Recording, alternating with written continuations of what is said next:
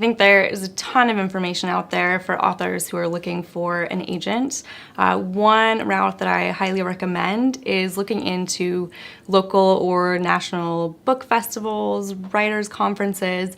Not only are these great because this is the industry you want to break into with people who are in your industry or relevant to it, there are generally a lot of panels with agents, so even if you're just in the audience, you can see someone else asking them questions. You can make sure that their answers are answers that interest you, that align with your goals. And at some of these conferences, you can also get one-on-one time with agents. So this is a great way to get general information about publishing. What does it look like to have an agent? But also time to ask specific questions of an agent you might be interested in having recommend or represent you. The other great resource, if you can't travel, is of course online. Websites such as Publishers Marketplace are huge sources of data.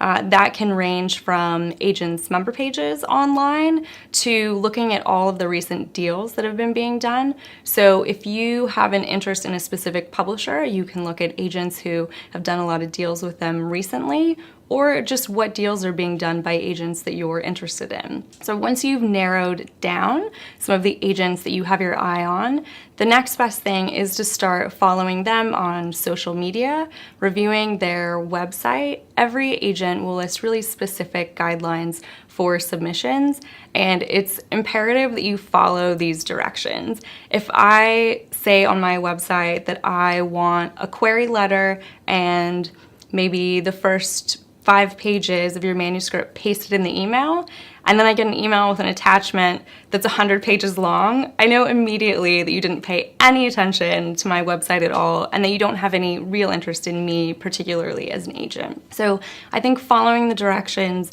that an agent might provide is really key to making sure that you're finding the best agent match for you. I would say that today, certainly not every author needs an agent. There are a ton of online options for self-publishing, multiple platforms that you can do this on. But if your goal is to be published by a traditional author, then an agent is really still key for you to open those doors. Most large publishers won't accept unagented submissions, so this is where you need an agent to get your work in the door, but most importantly to be your partner, because that agent is going to know what the best deal possible for you is, where your manuscript is going to find the best home with a publisher. They're essentially a matchmaker, helping your work shine the most it can with the best editor at the best publishing house. Really do your research first. Some people just blanket agents without doing a lot of research on what their specific genre is, what they're looking for, who they represent. And so if you really do your research looking on agentquery.com, or there's so many other different resources, and really find what agent reps your genre. You want to find an agent who reps other authors that you really admire. And so you want to tailor your submission to that agent. And on that note, the query letter is really the key to getting an agent's attention. And as unfair as that is, they're never going to read the first page unless a query letter starts out strong. So you want to have a first line that just hooks the agent in. There are tons of resources as well on how to write a good query letter and how to make it stand out. I also feel that it's always good to tailor a query letter so that it's personalized to the agent. Have a line say, because you work with so-and-so who I admire, or because you work in this genre, I think you would be appreciative of this manuscript that I've written. So really tailor it to each agent. I think the agents appreciate that. And of course, work on your query letter. There are so many resources, including hiring an editor, to make sure it's just top-notch. And I also think that once you submit to an agent, you can follow up, but you don't want to be a pest, because you want to be someone that the agent wants to work with. And so it's okay to call after a couple of weeks, or to email and see what the status is, but you definitely don't want to be the person who's calling every day. Have you read it? Have you read it? Have you read it? But definitely I think the query letter, getting that just top notch is key to getting the interest of an agent. I think first of all, before you even write your query letter, you need to do a lot of research about your agent. I think your first part of your query letter is probably going to identify why you're writing to that person. And if you're going to write a good letter, you need to know. You need to know why you've chosen them.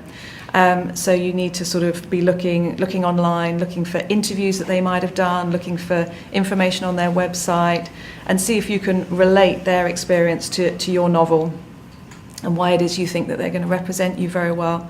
I think you want to obviously add a short, a concise, but quite a compelling representation of your novel, what it is you're offering to them. And then sell yourself a little bit. I mean, any credentials that you might have, whether that's a background in some other form of writing, or maybe it might be a personal interest or a personal career that particularly relates to your novel. I think agents quite like to find writers who are quite saleable. So it's quite worth flagging things like that up. And then, as in my case, I had a second novel that was quite developed, and I mentioned that in my query letter, and I think that was quite attractive to the agent as well. The idea, first of all, I think it shows that you are a dedicated writer, that you're already working on the next project, but also 2 book deals are quite attractive, I think, now to everybody, so it's always worth flagging that up as well. The question of how much to personalize or how phony you can be is a question where different people will have different opinions. I'm a big fan of not trying to force it if it's not genuine. If I can say something genuine like, hey, you represent this author and I think this author's terrific and that's why I'm interested in reaching out to you, then I think that works. But I've heard people say the exact opposite of what I'm about to say, so this is an opinion. But I think if personalization comes down to, I saw your name come up on a search engine and it said that you represent middle grade and I write middle grade, so hey, I don't think that's terribly meaningful personalization. But I'm not an agent, so other people can disagree with me. But I think what's really important is that your query letter shows that you actually understand how story works. And so I present a lot on writing query letters, and when we talk about how to condense your 350-page manuscript into a single page. And what agents want to know is that out of those 350 pages, do you have a protagonist? Does your protagonist have a problem? Does your protagonist work to solve that problem? That's 3 sentences. And if you can look at your manuscript and you can't identify, my book is about a blank blank, adjective, noun, a protagonist who struggles to solve this problem, or else this bad thing is going to happen. If you can't point to those elements, that might actually speak to something that needs fixing in your book. Maybe you need to go back and look at your manuscript, and maybe there's something that you need to clean up there. So I think when you have those elements told with good voice, with polished prose, it tells the agent that you didn't just write until you hit 400 pages and stopped. You actually know what makes a novel tick.